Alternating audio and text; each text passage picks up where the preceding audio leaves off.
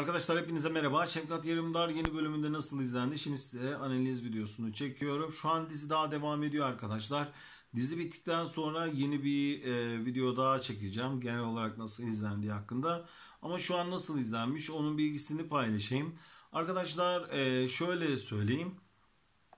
Şefkat Yerimdar'ın son videosunda da söylemiştim. 5,50 ile 7 bandında bir seyirci kitlesi var. Ve bu yeni bölümde de 5,50 olur, 6 olur, 7 olur. Yani bölümün o bölüm ortalama kaç alacağı hakkında söylüyorum. Yine bu seyirci kitlesi geliyor. Şefkat Yerimdar'ı izliyor.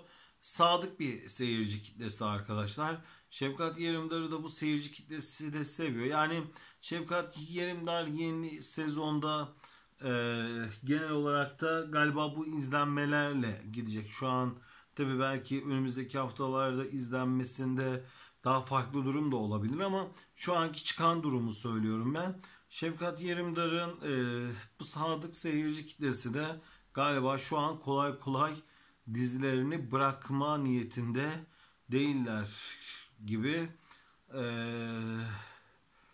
Şu an Şefkat Yerimdar hemen de şöyle de söyleyeyim.